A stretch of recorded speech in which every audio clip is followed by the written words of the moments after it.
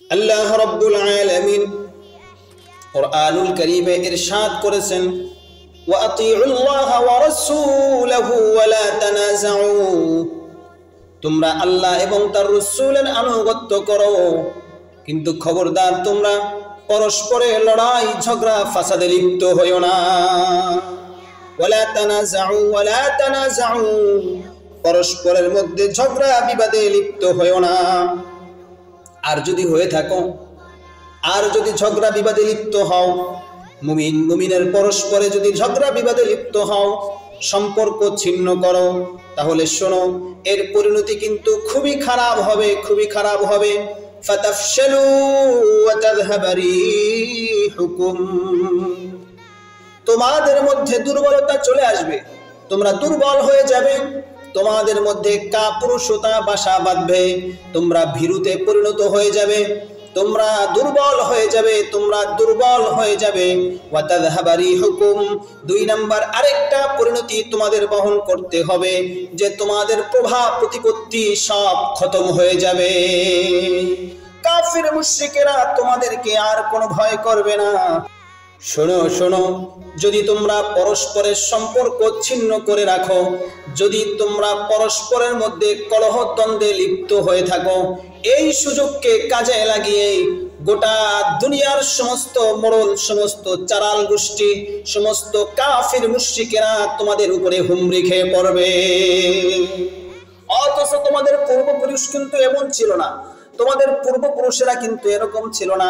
তোমাদের মহান পূর্বসূরি যারা ছিলেন, তারা এতটাই প্রভাবিত ছিলেন যে কাফির মুশরিকরা তাদের উপরে তরবারি উঠাবে তো দূরের কথা, তাদের উপরে জুলুম করবে তো দূরের কথা। যেখানেই মুসলিমের নাম শুনতো, যেখানেই মুসলমানের আওয়াজ পেত, সেখান থেকেই তারা দূর দূর করে পালিয়ে বেড়াতো।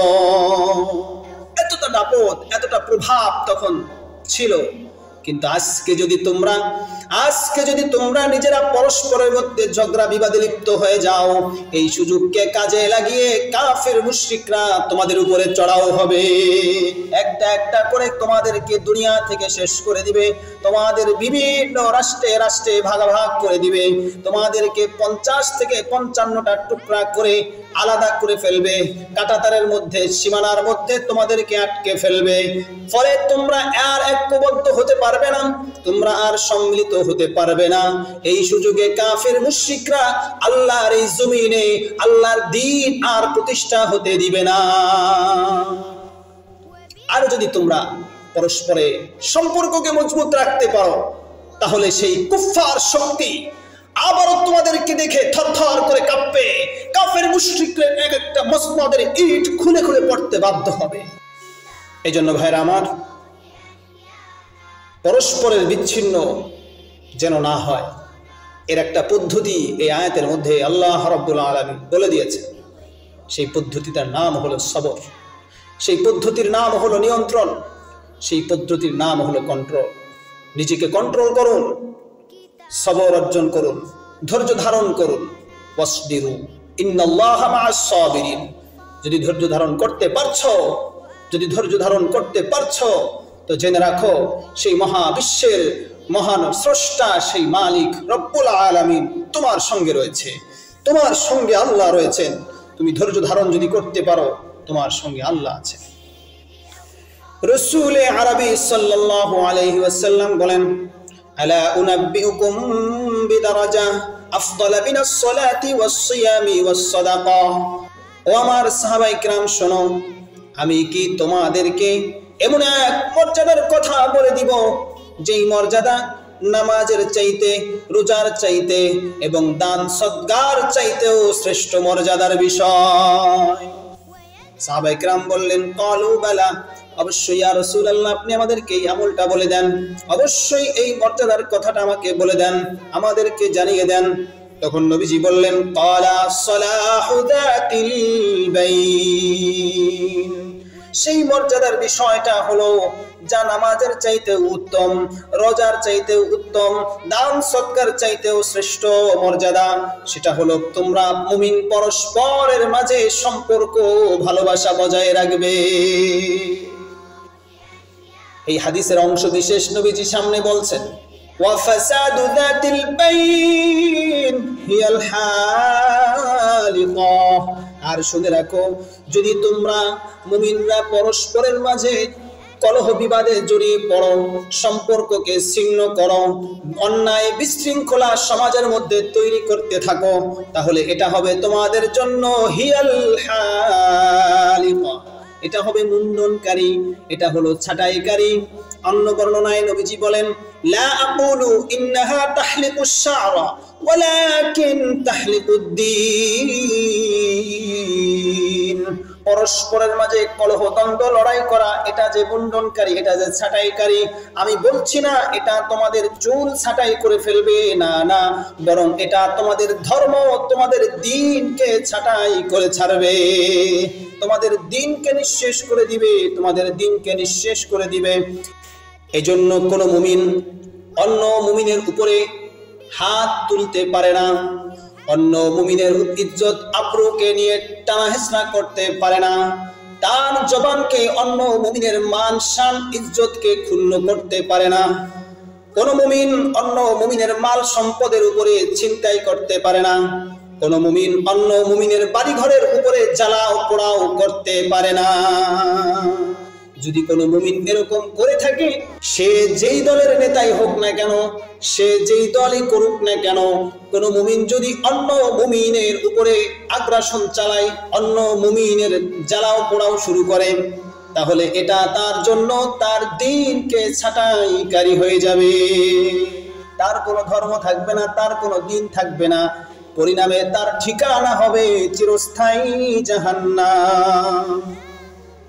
আল্লাহ রাব্বুল আলামিন তার প্রিয় হাবিবকে বড় আদর করে বলতেছেন, লাউ আনফাকতা মা ফিল আরদি জামিআন মা আল্লাফতা বাইনা কুলুবিহিম ওয়ালাকিন্নাল্লাহ আল্লাফা বাইনাহুম। হে নবী, আপনি যদি গোটা দুনিয়ার সমস্ত সম্পদ কেউ যদি খরচ করে ফেলতেন, তারপরেও আপনি মুমিনদের পরস্পরের হৃদয়ের মাঝে ভালোবাসা সম্প্রীতি স্থাপন করতে পারতেন না। মা আল্লাফতা বাইনা কুলুবিহিম, আপনি তাদের মাঝে সম্পর্ক জুড়াই দিতে পারতেন না। এই সম্পর্ক জোড়ানোর মালিক তো একমাত্র আল্লাহ রাব্বুল আলামিন। ওয়ালাকিন্নাল্লাহ আল্লাফা বাইনাহুম, মুমিন মুমিনের মাঝে পরস্পরের সম্পর্ক হবে, এটা তো এক আল্লাহর প্রদত্ত নিয়ামত। এই সম্পর্ক এটা কোনো হাট বাজারে পাওয়া যায় না, এই সম্পর্ক টাকা দিয়ে কেনা যায় না। সুতরাং আজকে মুসলমানেরা যদি আমাদের নিজের দিকে তাকাই, তাহলে দেখতে পাই আজকে 2টা টাকার জন্যে, 2 হাত জমির জন্যে ভাই ভাইকে খুন করছে, ভাই ভাইয়ের ইজ্জত নিয়ে টানাহেচড়া করছে। এক মুমিন আরেক মুমিনের নেতা ভিন্ন হওয়ার কারণে, মুমিন হওয়া সত্ত্বেও ওই নেতার অনুসরণ করতে গিয়ে, ওই দলের চামচামি করতে গিয়ে সেই মুমিন ভাইয়ের উপরে ইজ্জতের উপরে হাত উঠাইতেছে, ইজ্জতের উপরে সে হাত উঠাইতেছে, তার সম্পদগুলোকে জ্বালাও পোড়াও করে দিতেছে শুধুমাত্র নেতা নেত্রীর অনুসরণের কারণে। এজন্যই আল্লাহ প্রথমে মূলনীতি বলে দিয়েছেন, ঝগড়া ফাসাদ থেকে যদি বাঁচতে হয়, বিচ্ছিন্নতা থেকে যদি বাঁচতে হয়, তাহলে অনুসরণ করতে হবে কোন নেতা নেত্রীর নয়, কোন সরকার দলীয়ের নয়, অনুসরণ করতে হবে আল্লাহ এবং আল্লাহর রাসূলকে। তাহলেই তোমরা পরস্পরের মাঝে এই সকল বিচ্ছিন্নতা, এই সকল জ্বালাও পোড়াও থেকে, এই সকল ভাঙচুর থেকে তোমরা বিরত থাকতে পারবে। যদি করতে পারছো তাহলে তুমি মুমিন বলে সাব্যস্ত হবে। সুতরাং কোরআন সুন্নাহর ঘোষণা, স্পষ্ট ঘোষণা, এই গোটা দুনিয়ার সমস্ত সম্পদের চাইতে সর্বশ্রেষ্ঠ সম্পদ হলো মুমিনের পরস্পরের ভালোবাসা সম্প্রীতি। মুমিনের পরস্পরের সম্পর্ক এটা বড় মজবুত সম্পদ, এটা বড় শ্রেষ্ঠ সম্পদ।